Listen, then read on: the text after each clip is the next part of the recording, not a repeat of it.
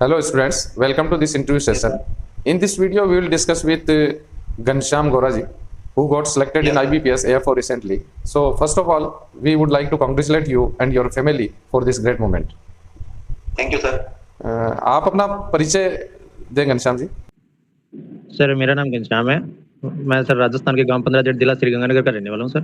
मैंने अपनी graduation sir Maharana Pratap university of agriculture and technology Udaipur से की थी 2019 के अंदर। और सर मैं करंटली नवसारी एग्रीकल्चर यूनिवर्सिटी में एमएससी में अध्ययनरत हूं सर। यस। आपने मेंस और इंटरव्यू में कितने मार्क्स सिक्योर किए हैं और अभी कौन सा बैंक अलॉट हुआ है?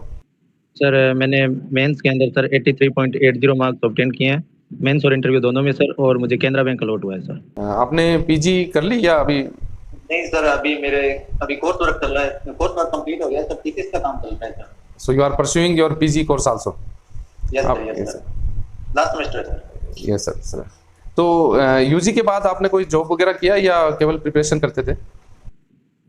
सर यूजी के बाद मैं एमएससी के साथ में सर मतलब जॉब की प्रिपरेशन के मतलब कर रहा था सर। मैंने पिछली बार भी एग्जाम दिया है और अभी भी स्टडी कर रहा था। मतलब इस बार भी जैसे लॉकडाउन में था तो भी स्टडी कर रहा था सर जॉब के लिए, कि मेरे को एमएससी के बाद जस्ट जॉब मिले इस पर्पज से। Yes sir. तो मेन एग्जाम की स्ट्रेटेजी पर आते हैं। आपने मेंस एग्जाम में ऐसी यूनिक स्ट्रेटेजी क्या काम में ली जिसकी वजह से आपको ये सक्सेसफुल रहे और ये मार्क्स आपको इतने अच्छे हुए?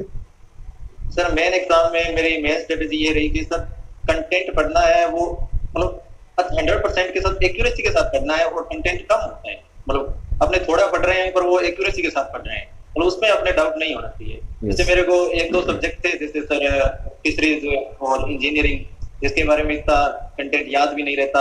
और सर ये कुछ नए से भी थे, यूजी के अंदर पढ़े थे पर इतना मतलब थोड़ा फोकस नहीं था उनपे।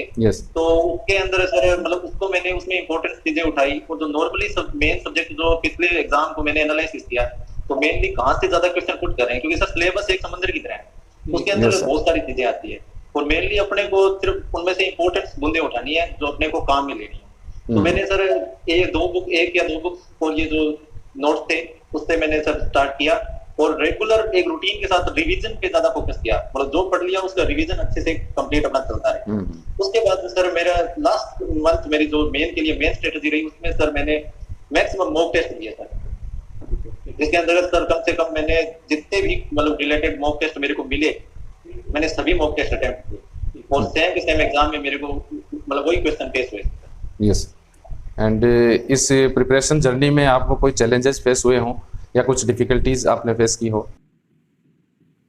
सर इसमें सर मेनली मैंने शुरुआत के अंदर सर मतलब मेन प्रॉब्लम सर इंग्लिश वाली रहती है सर प्री एग्जाम के लिए, तो कि भाई इंग्लिश पास हो जाए, बस यही रहता है कि इंग्लिश होनी चाहिए। पर सर पिछली बार की मेरिट देख के तो सर दिमाग में से मेरिट वाला चक्कर ज्यादा रहता है कि मेरिट कितनी जाएगी, मेरिट कितनी जाएगी। तो उसके हिसाब से सर मैंने रीजनिंग और मैथ पे तो कमांड कर ली थी सर। और मैंने डर लग रहा था सर इंग्लिश का, तो इंग्लिश के लिए सर मैंने लगातार मतलब मैंने 6-7 महीने लगातार 1.5-2 घंटे वाला जो रूटीन बनाया था इंग्लिश के लिए कि ये अखबार पढ़ना है, ये करना है, जो नोट्स हैं उनको बार बार रिवीजन करना है, वोकैबुलरी का रिवीजन करना है।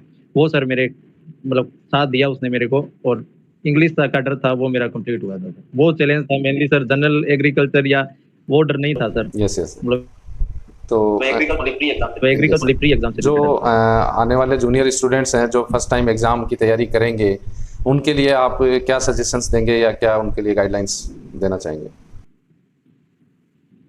सर उनके लिए मैं मेनली ये कहना चाहूंगा कि जहां से भी आप पढ़ रहे हैं मतलब जो भी पढ़ रहे हैं लिमिटेड पढ़ें और जितना भी है उस लिमिटेड पढ़ें और उस पर रिवीजन पे ध्यान दें। ठीक है, ये नहीं कि कोई बोल रहा है मैंने वहां से पढ़ा, मैंने वहां से पढ़ा। आपके पास जो है आप अपने किसी के साथ कंपटीशन है, आपका खुद का अपने से कंपटीशन रखो। ठीक है, जो भी हो और जितना ज्यादा रिवीजन और उसमें भी कंटेंट के अंदर आप प्रीवियस पेपर देखो और मॉक टेस्ट लास्ट के अंदर मॉक टेस्ट जितने ज्यादा अच्छे तरीके से अटेम्प्ट कर सको उतने ज्यादा अटेम्प्ट कर। IRA टॉपर्स प्लेटफॉर्म ने आपकी किस तरह से मदद की या कितनी हेल्प मिली है? सर IRA टॉपर प्लेटफॉर्म मैंने सर अगस्त में ज्वाइन किया था सर।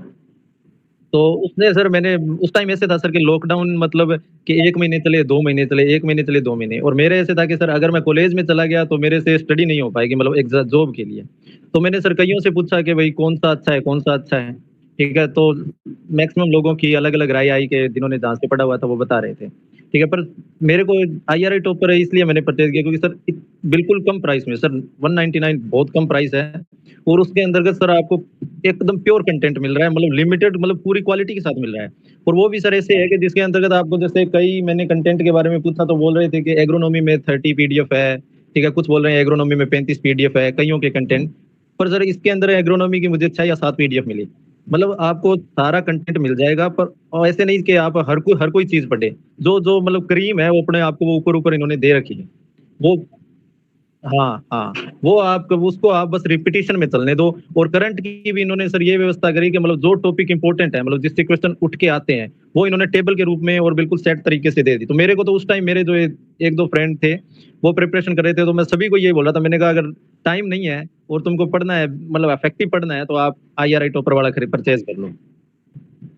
और प्राइस की तो सर बात है ही कि 199 में अपने को प्रोवाइड करा रहे हैं इतनी facility. Okay, thanks a lot for giving your valuable time. We hope for your bright future. Thank you. Ji.